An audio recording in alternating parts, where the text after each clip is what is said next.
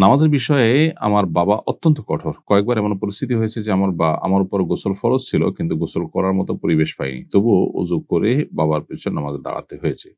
আমি নামাজের নিয়ত করিনি, শুধু একামত দিয়েছি এবং বাবার পেছনে শারীরিকভাবে নামাজে অংশ নিয়েছি। এ অবস্থা আমার কি গুনাহ হয়েছে? আপনার উচিত ছিল গোসল করে তারপর নামাজ পড়া এবং বাবাকে জানানো যে আমার গোসল করতে হবে। আ আল্লাহর বিধান পালন করার ক্ষেত্রে যদি কোন জড়তা বা লাজুকতা আসে, সেই লাজুকতা ইমানের অঙ্গ নয়, বরং সেটা কুফরির অঙ্গ।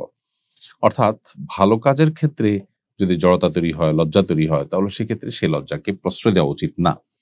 এখানে আপনার এই কাজটি করা উচিত ছিল, আ যেটি আমরা মাত্র উল্লেখ করলাম। কিন্তু যদি আপনি সেটি না করে নামাজের নিয়ত ছাড়া জাস্ট আপনি আ উঠা-বসা করে বাবাকে উম সান্ত্বনা দিয়েছেন, কারণ হয়তো আপনার গোসল করার মতো পরিবেশ পরিস্থিতি ওই সময় ছিল না কিংবা বলতে পারেন নাই। তাইলে আপনার গুনাহ হয়নি। কারণ বিনা ওযুতে বা অপবিত্র অবস্থায় নামাজ পড়া গুনাহ। সেই গুনাহ থেকে আপনি মুক্ত রয়েছেন, কারণ আপনি নামাজের নিয়ত করেননি। কিন্তু আ এই কাজটিও আপনার ভুল, বরং ফরজ গোসল আপনাকে যেকোনো মূল্যে করে তারপরে নামাজের দিকে যেতে হবে। জড়তার কারণে, লাজুকতার কারণে গোসল না করা কিংবা গোসল যে ফরজ যেটা না বলা, এগুলো ভুল।